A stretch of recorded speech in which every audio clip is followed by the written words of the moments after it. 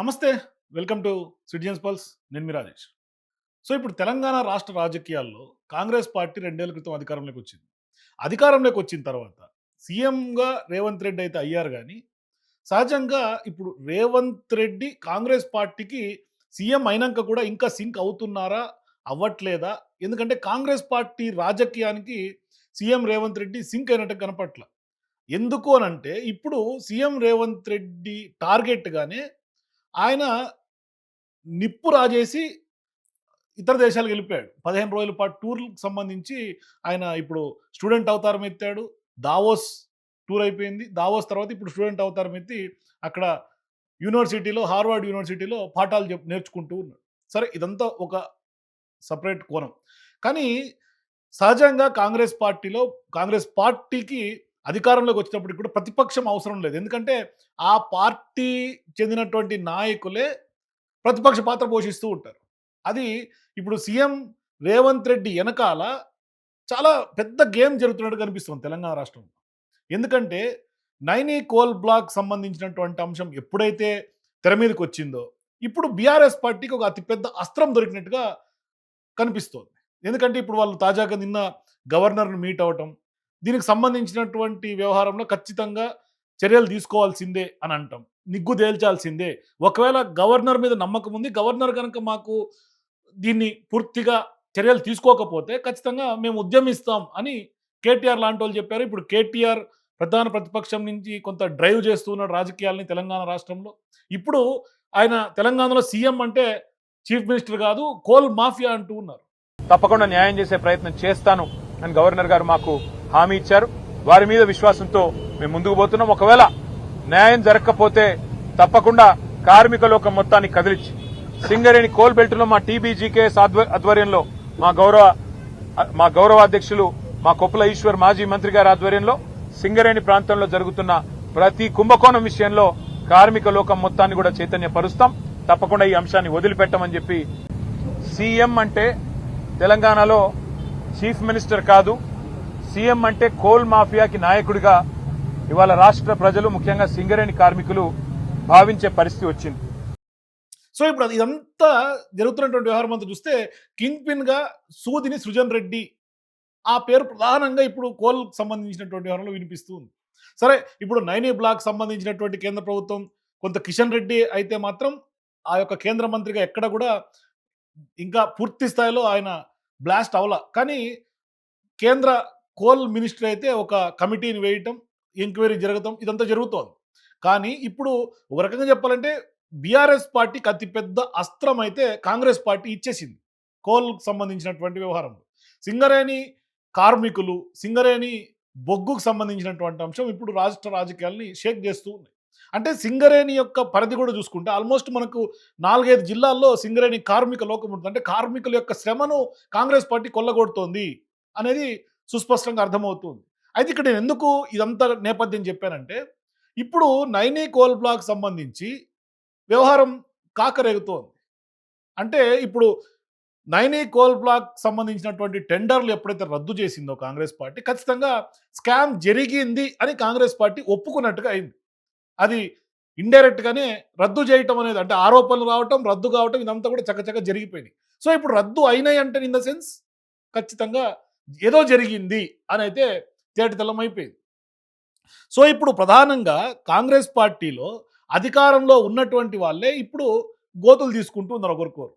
ఇక్కడ ఇండైరెక్ట్‌గా మంత్రులు ఒకరికి మీద ఒకరు మాట్లాడుకోవటం, రహస్య మీటింగులు జరగటం. మొన్న రిపబ్లిక్ డే సందర్భంగా ఎట్ హోమ్ కార్యక్రమం రాజ్‌భవన్‌లో జరగంగానే అక్కడి నుంచి నలుగురు మంత్రులు, మాజీ ఎమ్మెల్సీ, మాజీ ఎమ్మెల్యే జీవన్ రెడ్డితో సహా భట్టీకి సంబంధించినటువంటి క్యాంపు కార్యాలయం అంటే గతంలో ప్రజాభవన్ ఇప్పుడు ఏదైతే క్యాంపు కార్యాలయం ఉందో అక్కడ భేటీ జరిగింది. అంటే బట్టి విక్రమార్క ఉన్నటువంటి ఇంట్లో మీటింగ్ జరిగింది. మంత్రులు ఎవరెవరు శ్రీధర్ బాబు భేటీ అయ్యారు, ఉత్తమ్ కుమార్ రెడ్డి భేటీ అయ్యారు, భట్టి విక్రమార్క భేటీ అయ్యారు. సో ఇట్లా లాస్ట్ అడ్లూరి లక్ష్మణ్ వీళ్ళందరూ కూడా ఏం చెప్తున్నారు, పైకి ఏం చెప్తున్నారు, మేము భేటీ అయింది కేవలం జగిత్యాలకు సంబంధించినటువంటి వ్యవహారం, జీవన్ రెడ్డి వ్యవహారాన్ని మేము సార్ట్ ఔట్ చేయడానికి అందరూ భేటీ అయ్యాం. అట్లాగే మున్సిపల్ ఎన్నికలు కూడా రాబోతా ఉన్నాయి కాబట్టి ఆయా నియోజకవర్గాల్లో మున్సిపల్ ఎన్నికల ఎట్లా ఏ విధంగా సన్నాహకం చేసుకోవాలి, పార్టీని ఏ విధంగా యాక్టివేట్ చేయాలి, ఏ విధంగా దిశానిర్దేశం కోసం మేము భేటీ అయ్యాము అని చెప్తున్నారు. అంటే ఇప్పుడు బట్టి విక్రమార్క ఏమంటున్నారు, సీఎం లేకపోతే డిప్యూటీ సీఎం హోదాలో నాకు మంత్రులతో కలిసే స్వేచ్ఛ లేదా, రహస్య మంత్రం ఏం కాదు, రహస్య మీటింగ్ ఏం కాదు, ఇది బహిరంగంగా చేసినటువంటి మీటింగే అని. సరే బహిరంగంగా జరిగే మీటింగ్ అయితే మీడియాకు సమాచారం ఉండాలి. మీడియా ప్రతినిధులు కనీసం బయటకు వచ్చేటప్పుడు, లోపలికి వచ్చేటప్పుడు విజువల్సో, ఆ మాట్లాడినటువంటి బైట్సో ఇవేమన్నా బయటికి రావాలి. ఇవేవీ లేవు. All of sudden over night, అది కూడా అర్ధరాత్రి టైంలో రాత్రికి రాత్రి ఎళ్లి కలవాల్సినటువంటి అవసరం, ఆవశ్యకత ఎందుకొచ్చిందో, ఇదంతా పరిణామాలు చూస్తూ ఉంటే ఎప్పుడైతే భట్టి విక్రమార్క తెర మీదకి వచ్చారో, ఆరోపణలు వచ్చినాయో, ఎప్పుడైతే ఆంధ్రజ్యోతి రాధాకృష్ణ గారు కొత్త పలుకులో ఆ పలుకు కథనం రావటం, కలకలం రేపటం, భట్టి విక్రమార్క ప్రెస్ మీట్లు పెట్టి నాకు దానికి సంబంధం లేదని చెప్పటం, భట్టి విక్రమార్క ఏకంగా డిప్యూటీ సీఎం హోదాలో నేను రాధాకృష్ణ తేల్చుకుంటామని ఆయన మాట్లాడటం, ఇదంతా జరిగిపోయింది. వ్యక్తిగతంగా మన స్కోర్ ఏమైనా సెటిల్ చేసుకోవాలంటే ఎస్, డిప్యూటీ చీఫ్ మినిస్టర్గా నేను, ఓ పత్రికాధిపతిగా రాధాకృష్ణ గారు మనం వ్యక్తిగతంగా స్కోర్ సెటిల్ చేసుకున్నాం. సరే ఇదంతా జరిగిపోయిన తర్వాత ఇప్పుడు సీన్ కట్ చేస్తే మంత్రుల రహస్య మంత్రాలు. మరి ఇప్పుడు సీఎం రేవంత్ రెడ్డి టార్గెట్ గానీ ఈ మంత్రులందరూ కూడా గేమ్ ప్లాన్ ఏమన్నా చేస్తూ ఉన్నారా? తెరనుకలు ఏం జరుగుతుంది? ఇది రాజకీయాల్ని షేక్ చేస్తుంది. పెద్ద ఎత్తున కొంత చర్చనీయాంశంగా మారుతుంది. అంటే ఒక రకంగా సోషల్ మీడియాలో కూడా కొంత అనుమానాలకి తావిచ్చేటట్టుగా ఈ మీటింగ్ జరిగింది. అంటే ఇది ఈరోజు మీటింగ్ కాదు. గతంలో ఎమ్మెల్యేలు కూడా ఇట్లాగనే మీటింగ్ జరిగింది. మరి రహస్య మీటింగ్ కాదు అని చెప్పినప్పుడు మంత్రులు ఖండించుకోవాల్సినటువంటి అవసరం ఏముంది? ఏకంగా ఈ కోల్‌కి సంబంధించినటువంటి వ్యవహారం అంతా ఇప్పుడు ఢిల్లీలో కూడా రగులుతోంది. ఎందుకంటే అధిష్టానం ఇప్పటికే మహేష్ కుమార్ గౌడ్‌ని పిలిపించుకోవటం, ఆయనతో రిపోర్ట్ తీసుకోవటం, ఆయన ఇష్టాగోష్ఠిలో చిట్‌చాట్‌లో ఆయన మాట్లాడటం. ఆయన కూడా ఇప్పుడేమంటున్నారు, మంత్రులందరూ భేటీ అయ్యారు. ఇది రహస్యం కాదు, బహిరంగంగానే జరిగింది అని. అంటే మంత్రులకు ఆ స్వేచ్ఛ లేదా అని. సరే ఇప్పుడు ఆయన ఏమంటున్నారు, మేము రద్దు చేసామని ఆయనే స్వయంగా ఒప్పుకున్నాడు. ఆయన సింగరేణి స్కామ్ జరిగింది. కథా స్క్రీన్ ప్లే దర్శకత్వం అంతా కూడా బీఆర్ఎస్ పార్టీయే. బీఆర్ఎస్ మాజీ ఎమ్మెల్యే కందాల ఉపేందర్ రెడ్డికి సంబంధించిన అల్లుడు సృజన్ రెడ్డి అని ఈయన చెప్తున్నాడు. ఈయనేమో బీఆర్ఎస్ పార్టీయే ఇదంతా కథా స్క్రీన్ ప్లే దర్శకత్వం అని సృజన్ రెడ్డి కింగ్ పిన్ గా ఆయన మీద బీఆర్ఎస్ పార్టీ మీద నెట్టే ప్రయత్నం చేస్తున్నాడు.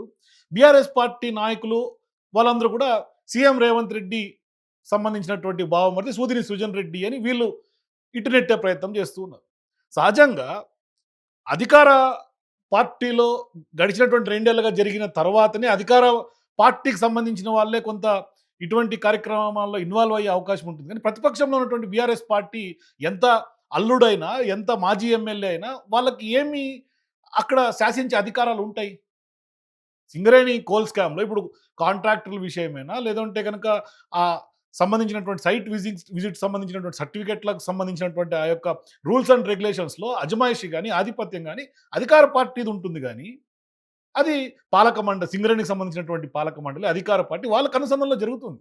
బీఆర్ఎస్ పార్టీని అంటే ఇది మళ్ళీ డైవర్షన్ పాలిటిక్స్. ఎట్లా అధికార అంటే గతంలో 10 ఏళ్ల పాటు బీఆర్ఎస్ పార్టీయే అవినీతికి పాల్పడింది.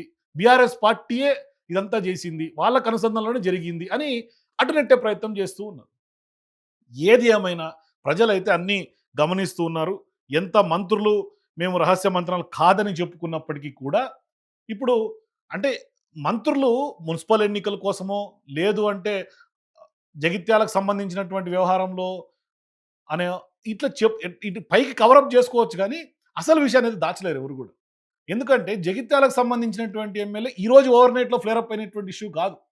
ఎప్పుడైతే మాజీ ఎమ్మెల్యేగా ఆయన ఉన్నారో జగిత్యాల నియోజకవర్గానికి సంబంధించినటువంటి జీవన్ రెడ్డి, ఆయన గత కొంతకాలంగా ఎప్పుడైతే అక్కడ గెలిచినటువంటి BRS party MLA doctor Sanjay ఎప్పుడైతే పార్టీలోకి ఎంట్రీ ఇచ్చారో అప్పటి నుంచి ఈ వివాదం రచ్చ ఏకంగా పార్టీకి రాజీనామా చేసే వ్యవహారం దాకా పోతే కూడా అప్పట్లో మంత్రులు శ్రీధర్ బాబు, పొన్నం ప్రభాకర్ వీళ్ళందరూ కూడా కొంత సర్ది చెప్పారు.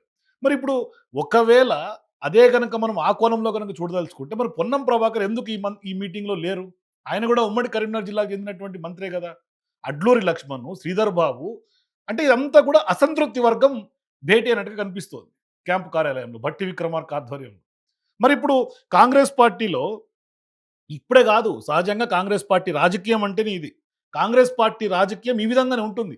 గడిచినటువంటి ఉమ్మడి ఆంధ్రప్రదేశ్‌లోనైనా లేదు అంటే ఎప్పుడైనా కాంగ్రెస్ పార్టీ రాజకీయాలు ఇట్లాగే ఉంటుంది. అంటే 1971లో కూడా అత్యధికంగా కాంగ్రెస్ పార్టీ మెజారిటీతో గెలిచినప్పటికి కూడా పివి నరసింహారావును 13 నెలల పాటు సీఎంగా ఉండనివ్వల. ఆ పార్టీ సొంత నాయకత్వమే. అప్పుడు జయాంధ్ర ఉద్యమం నుంచి కూడా దించేసినటువంటి చరిత్ర. అట్లాగే 1989లో కూడా ఇంజినీరింగ్ కాలేజ్ సీట్లు అమ్ముకున్నారు అని ఆరోపణలు తెచ్చి కొంత నేదురుమల్లి జనార్దన్ రెడ్డికి సంబంధించినటువంటి వ్యవహారాన్ని తెర మీద తీసుకొచ్చి అప్పుడు ఆయన్ని దించేసినటువంటి పరిస్థితి. అంటే కాంగ్రెస్ అధికారంలో ఉంటే ప్రతిపక్షాలతో పని లేదు, ప్రతిపక్షం అవసరం లేదు. ఆ పార్టీకి సంబంధించినటువంటి నాయకులే ఆ పార్టీలో కొరకరాని కోయలాగా మారుతూ ఉంటారు. ఏకంగా ఇందిరాగాంధీనే బహిష్కరించినటువంటి నేతలు కూడా ఉన్నారు. మరి ఇప్పుడు సీఎం రేవంత్ రెడ్డి వ్యవహారమే కొంత ఇప్పుడు హాట్ టాపిక్‌గా మారుతుంది. అంటే ఒక రకంగా చెప్పాలంటే ఈయన కొంత ఇంటెలిజెన్స్ ఉపయోగించి మంత్రులకు సంబంధించినటువంటి వ్యవహారాలన్నింటినీ కూడా గడిచినటువంటి 2 ఏళ్ల కాలంలో అన్నీ కూడా వాళ్ళందరినీ కూడా వాళ్ళ చిట్టా రాసుకుంటారు గదా! చిట్టా రాసి 100 లెక్క పెట్టుకున్నారు ఇప్పటిదాకా. ఇప్పుడు టైం వచ్చినప్పుడు రేవంత్ రెడ్డి బాణాలు ఏస్తూ ఉన్నారు. అంటే వాళ్ళని పైకి ఆ మంత్రులందరూ కూడా రేవంత్ రెడ్డితో సయోధ్యగా ఉన్నట్టు నటిస్తున్నారు గానీ, వీళ్ళు అవకాశం వచ్చినప్పుడు వీళ్ళు పడగలిపుతున్నారు మంత్రులందరూ. ఇక సీఎం రేవంత్ రెడ్డి గారు మాత్రం మరి ఏం చేస్తారు అనేది చూడాల్సినటువంటి అవసరం ఉంది. అంటే ఇప్పుడు ఒక రకంగా చెప్పాలంటే బీఆర్ఎస్ పార్టీ ఆరోపణలైతే సీరియస్‌గా చేస్తోంది. కోల్ మైన్స్‌కి సంబంధించి పెద్ద ఎత్తున ప్రజల్లోకి తీసుకెళ్తూ ఉన్నారు. సో ఎప్పుడైతే నైనీ బ్లాక్ సంబంధించినటువంటి కుంభకోణం తెర మీదకి రావటం, టెండర్‌లు రద్దవటం, NTV off the record story తర్వాత పెద్ద ఎత్తున రాజకీయాలు దుమారం రేపటం, ఆ తర్వాత రాధాకృష్ణ కొత్త పలుకుతోటి కలకలం సృష్టించటం. దీని వెనకాల సీఎం రేవంత్ రెడ్డి గారు ఉన్నారనేది ఆఫ్ ద రికార్డ్‌లో రాజకీయ వర్గాల్లో జరుగుతున్నటువంటి చర్చ. అయితే ఇప్పుడు ఆయన వేసినటువంటి బాణం నిజంగానే ఇప్పుడు గురి తప్పిందా అన్నట్టుగానే మనకి రాజకీయాల్లో అనిపిస్తుంది. ఎందుకంటే బట్టి విక్రమార్క గారు నేను స్వయంగా డైరెక్ట్‌గా తేల్చుకుంటా అని ఎప్పుడైతే ఆయన ప్రెస్ మీట్‌లో మాట్లాడారో, సీన్ కట్ చేస్తే మళ్ళీ ఆయన వాళ్ళ సోదరుడుగా ఉన్నటువంటి మల్లు రవిని కాంప్రమైజ్‌కి పంపించారు. ఎవరు? ఇదే డిప్యూటీ సీఎంగా ఉన్నటువంటి భట్టి విక్రమార్క గారు. ఆయన ఇప్పుడు కాంప్రమైజ్‌కి పోయినట్టుగా కొంత చర్చ జరుగుతా ఉంది. మరి నిజంగా కాంప్రమైజ్ అయ్యారా? సరెండర్ అయ్యారా? ఇది సెకండరీ. కానీ ఇప్పుడు వన్ షాట్ టూ బర్డ్స్ లాగా సీఎం రేవంత్ రెడ్డి గతంలో మంత్రుల మీద ఒక్కొక్కరి మీద అస్త్రాలు ప్లే చేస్తూ వస్తున్నటువంటి సందర్భంగా ఇప్పుడు నైనీ కోల్ బ్లాక్ సంబంధించి ఎప్పుడైతే అస్త్రం రేవంత్ రెడ్డి ప్రయోగించారో అది కొంత బుమరాంగ్ అయినట్టుగా కనిపిస్తోంది. అంటే మిస్‌ఫైర్ అయింది రేవంత్ రెడ్డికి ఈ వ్యవహారం మిస్‌ఫైర్ అవటం కాకుండా గురి తప్పి ఇప్పుడు కాంగ్రెస్ పార్టీ నాయకులే ఒకరి మీద ఒకరు బురద జల్లుకునే దాకా దారితీసింది. ఇది ఖచ్చితంగా బీఆర్ఎస్ పార్టీకి ఒక మంచి అస్త్రంగా మారిందని చెప్పక తప్పదు. అయితే ఇక్కడ ప్రధానంగా గతంలో 10 ఏళ్ల పాటు అద్భుతమైనటువంటి పాలన అందించినటువంటి బీఆర్ఎస్ పార్టీ ఎన్ని పథకాలు అమలు చేసినా ఇటువంటి కరప్షన్ అలిగేషన్సే కాంగ్రెస్ పార్టీ తెర మీదకి తీసుకురావడంతోటే అప్పట్లో బీఆర్ఎస్ పార్టీ నాయకులు ఆ ప్రభుత్వం నుంచి దిగిపోయినటువంటి పరిస్థితి. అంటే కాళేశ్వరం నుంచి మొదలుకుంటే చాలా వరకు లోకల్‌గా ఉన్నటువంటి ఎమ్మెల్యేలకు సంబంధించినటువంటి వారు ఇవన్నీ కూడా బీఆర్ఎస్ పార్టీ మీద కాంగ్రెస్ పార్టీ తీవ్రమైనటువంటి ఆరోపణలు చేసింది. మరి ఇప్పుడు ప్రధానంగా మరి ఇదే కరప్షన్ అలిగేషన్స్ ఇప్పుడు బీఆర్ఎస్ పార్టీ రేవంత్ రెడ్డి మీద చేస్తూ ఉన్నారు. అది ఒకటి కాదు చాలా చేస్తూ ఉన్నారు. అంటే ఢిల్లీకి సంబంధించినటువంటి వ్యవహారాలు, కాంట్రాక్ట్‌లు, డబుల్ ఆర్ టాక్స్ అని ఇట్లా డిఫరెంట్ అన్నీ కూడా చెప్తా ఉన్నారు. మరి ఇటువంటి కరప్షన్ అలిగేషన్స్ అన్నీ వచ్చినా గతంలో కేసీఆర్ గారు ఏదో తిన్నారంటే నిజంగా తిన్నారో లేదో ఆ పరమాత్ముడికి ఎరక. కానీ ప్రజల్లోకైతే ఒక బొంబార్డ్ చేసేలాగా విషయాన్ని తీసుకెళ్ళిపోయింది కాంగ్రెస్ పార్టీ. మరి ఇప్పుడు ఏం జరుగుతుంది అన్నది రాజకీయ వర్గాల్లో ఉన్నటువంటి కొంత ఆసక్తి. అంటే ఇప్పుడు నిజంగానే ఒక ఉత్కంఠభరితమైనటువంటి రాజకీయానికి తెరలేచింది. మున్సిపల్ ఎన్నికలు రాబోతా ఉన్నాయి. ఈ డ్రామా అంతా ఒక పక్క జరుగుతా ఉంది. మరి తెలంగాణ ప్రజలు ఎటువంటి నిర్ణయం తీసుకుంటారు? అంటే ఈ యొక్క మొత్తం వ్యవహారం అంతా కూడా కాంగ్రెస్ పార్టీ రాజకీయము, మంత్రుల మీటింగు, రహస్య మంతనాలు, మంత్రులు ఏం చేయబోతున్నారు? ఎందుకంటే ఢిల్లీ అధిష్టానం కూడా ఇప్పటికే దీని మీద ఫైర్ అయింది. టీపీసీసీ చీఫ్‌గా ఉన్నటువంటి మహేష్ కుమార్ గౌడ్‌తో కూడా వివరణ తీసుకుంది. ఇప్పుడు సీఎం రేవంత్ రెడ్డి రాంగానే ఢిల్లీ అధిష్టానం ఈయన దగ్గర కూడా రిపోర్ట్ తీసుకుంటుంది. ఎందుకంటే సింగరేణికి సంబంధించినటువంటి టెండర్‌లు ఎందుకు రద్దయ్యాల్సి వచ్చిందనేది ఖచ్చితంగా సంజాయిషి చెప్పుకోవాల్సినటువంటి అవసరం ఉంది.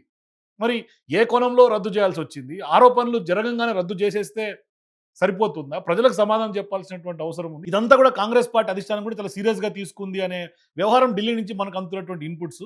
సో చూద్దాం ఏం జరగబోతుంది. దీంట్లో ఫైనల్‌గా ఈ నైనీ బ్లాక్ సంబంధించినటువంటి అంశంలో ఎవరిని ముద్దాయిగా జేలుస్తారు? ఎవరు బాధితులుగా మిగులుతారు? ఏం జరగబోతుంది? మరి సుజన్ రెడ్డికి సంబంధించినటువంటి వ్యవహారం మొత్తం ఈ అంశంలో ఏం జరగబోతుంది? మీ అభిప్రాయాలు నాకు కింద కామెంట్స్‌లో తెలియజేయండి. For more videos please watch citizens pulse.